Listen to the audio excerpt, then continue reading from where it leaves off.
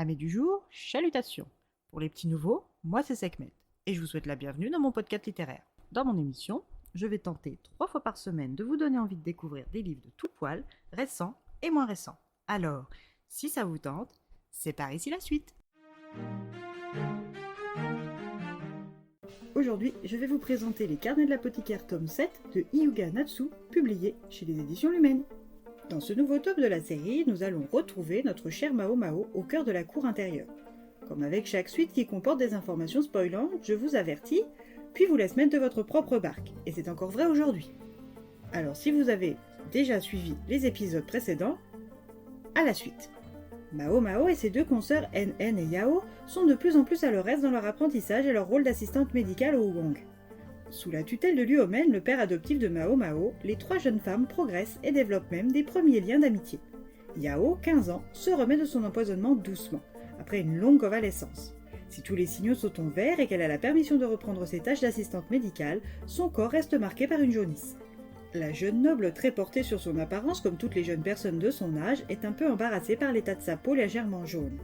Yao, qui a encore pu compter sur les bons soins zélés de sa dame de compagnie NN, doit tout de même faire attention à ne plus consommer ni alcool ni sel pour ne pas accentuer les dégâts causés par le poison sur son foie et ses reins. Après une longue absence, elle retrouve Mao Mao NN plus proche et elle est un petit peu jalouse. Mao Mao a reçu un colis de la part de l'homme au monocle. L'excentrique stratège, le grand commandant, son père biologique, Kan Lacan. Dans l'énorme colis posé devant la porte de leur dortoir commun, des livres tous identiques sur le jeu de Go. La lettre qui les accompagne est signée Lacan.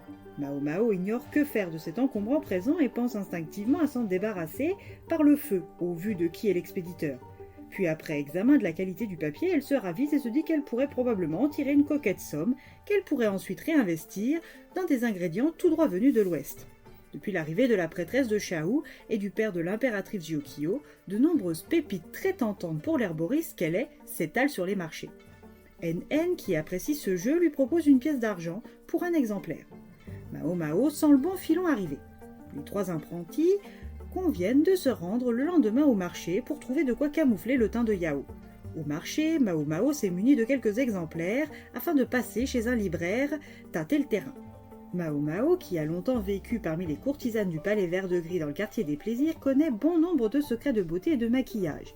Elle décide de conduire ses 2 amis à l'une des boutiques préférées de la tenancière du palais vert de gris. Mais juste avant, elle prend le temps d'initier ses 2 collègues à une autre façon de s'alimenter chez une restauratrice que son père avait guérie il y a des années de cela. Pour NN, la cuisinière attitrée de leur trio, pour Yao, contrainte de s'alimenter sans sel, c'est une belle découverte, et pour Mao Mao, l'occasion de se régaler avant l'heure de pointe. Une fois les estomacs repus, l'heure est à l'achat de poudre de riz pour éclaircir et blanchir le teint de Yao. La vendeuse est une connaisseuse et n'accepte que les fabricants de qualité, surtout depuis que l'empereur a étendu l'interdiction de la poudre empoisonnée dans toute la capitale. Durant leur emplette, elles sont interrompues par la fille de la patronne, car il y a un problème avec la poudre de riz fraîchement livrée par un nouveau fournisseur. Mao Mao, qui est une mêle-tout, intervient, ce qui évite à Yao d'avoir à acheter un produit dangereux, mais qui les oblige à affronter l'orage qui se préparait plus tôt dans la journée. De son côté, Jinshi, le frère de l'empereur, le prince de la lune, le grand protecteur, croule sous les dossiers et manque cruellement de main-d'œuvre et de sommeil. Si pour Jinshi, Bazen est un excellent garde du corps, il est très loin d'égaler son père Gao Shun, maintenant aux côtés de son frère l'empereur.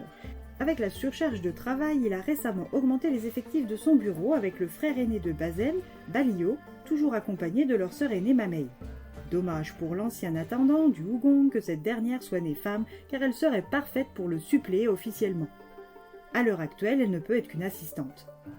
Depuis que l'excentrique stratège a publié un livre de Go, tous les passionnés, et ils sont nombreux, ne pensent qu'au Go et délaissent leurs tâches, et cette paresse s'est encore accentuée avec l'annonce d'un tournoi de Go organisé par Lacan en personne dans la cour sur un terrain d'entraînement. Jinshi, qui doit rendre ses dossiers en attente au grand commandant, écoute Mamei et sa stratégie efficace. En échange de la reprise de ses dossiers, il lui permet d'organiser sa compétition de Go dans un endroit public où personne ne sera recalé. La ruse de l'aîné Ma a fonctionné et permet à Jinshi de se consacrer à l'invasion des criquets qui ravagent les récoltes mettant en danger l'économie globale. Depuis sa déclaration, le prince de la lune et l'apothicaire ne se sont pas revus, mais leurs enquêtes respectives ne vont pas leur permettre d'en rediscuter de sitôt. Quoique, je vous laisse découvrir ça par votre lecture.